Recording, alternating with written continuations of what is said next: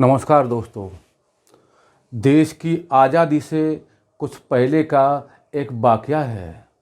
Lahore high court के मुख्य न्यायाधीश सर सादी लाल की अदालत थी।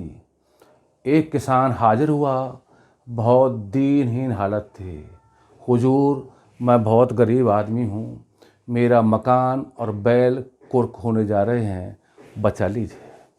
सर सादी लाल ने कह दिया, ऐसे आदेश तो छोटू राम ही कर सकता है। किसान पता लगाकर छोटू राम जी से मिला।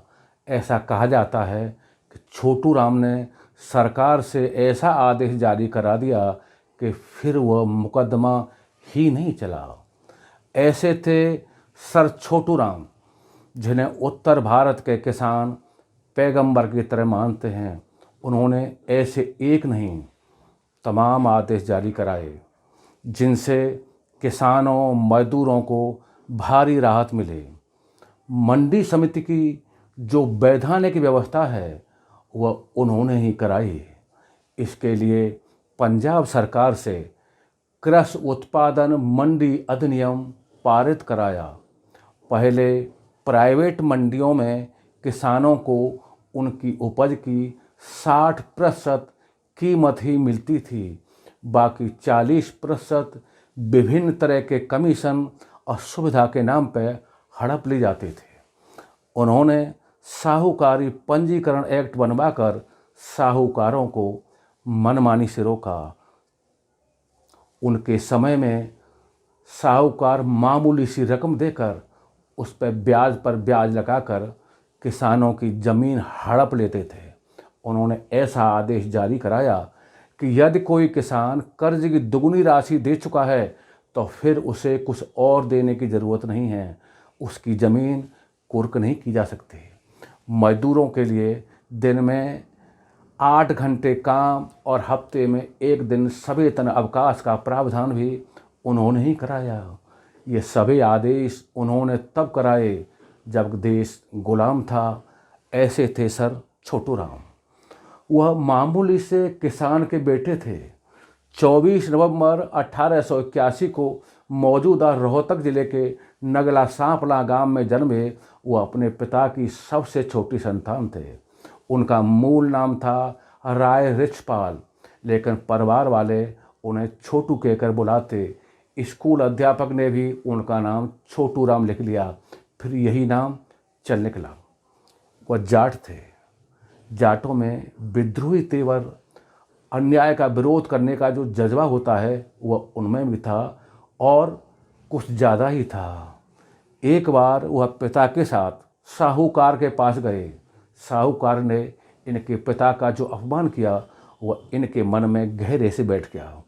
इन्होंने सारे किसानों का यह शोषण खत्म करने की ठान ली। आगरा में कानून की पढ़ाई की, प्रैक्टिस आगरा के अलावा मेरठ में भी की। उन्होंने कांग्रेस के साथ स्वाधीनता संग्राम में भी हिस्सा लिया। वह गांधी जी के प्रशंसक और अनुयायी थे, लेकिन उन्होंने गांधी जी की हर बात का आंख बंद करके समर्थन नहीं किया। कई मुद्दों पर उन्होंने गांधी जी और नेहरू का भी विरोध किया। उनका पूरा जोर अपने समाज की भलाई, किसानों और मजदूरों के हितों पर रहा। इससे उन्होंने कोई कभी समझौता नहीं किया। स्वाधीनता संग्राम में विद्रोही तेवरों के कारण एक बार रोहतक के डिप्टी कमिश्नर ने छोटू राम को देश से निष्कासित करने की सिफारिश की। यह मामला जब कमिश्नर और उच्च अधिकारियों के पास पहुंचा तो उन्होंने यह मानते हुए इसे निरस्त कर दिया कि इससे जन विद्रोह फैल जाएगा, खून की नदियां बह जाएंगी, उसे कंट्रोल करना मुश्किल होगा। उनकी पंजाब, राजस्थान और उत्तर प्रदेश की जनता में बहुत अच्छी पकड़ थी। आज़ादी से पहले संयुक्त पंजाब प्रांत के चुनाव में जीतकर वह सरकार में विकास एवं राजस्व मंत्री बने।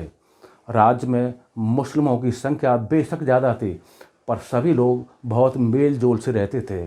उस दौरान हिंदू महासभा, हिंदू राष्ट्र और जिन्ना की पार्टी मुस्लिम लीग पाकिस्तान की मांग बुलंद कर रही थी। संयुक्त पंजाब प्रांत में विभाजन की मांग मुखर नहीं होने पर 1944 में मोहम्मद अली जिन्ना राज्य के तत्कालीन प्रधानमंत्री खिजर हयात खां से मिले। उन्होंने छोटू राम से सलाह कर जिन्ना को 24 घंटे के भीतर पंजाब की सीमा से बाहर निकल जाने का आदेश दिया। पंजाब के मुसलमानों ने उनकी नीतियों के लिए छोटू राम जी को रहबरे आजम की उपाधि से सम्मानित किया। लोगों का मानना है कि यदि छोटू राम जिंदा रहे होते तो शायद देश का विभाजन नहीं होता। उन्होंने अपने समाज के उत्थान के लिए बहुत काम किया। अनेक विद्यालय खुलवाए। प्रथम और द्वितीय विश्व युद्ध में पंजाब से हजारों जाटों को फौज में भर्ती कराया। इसी बात से खुश होकर अंग्रेज सरकार ने उन्हें नाइट की उपाधि से सम्मानित किया। पर वह केवल जाट नेता नहीं थे, वह सर्व समाज के, खास तौर से किसानों और मजदूरों के नेता थे। 9 जनवरी 1945 को वह इस दुनिया से हमेशा हमेशा के लिए विदा हो गए। जय हिंद, जय भारत।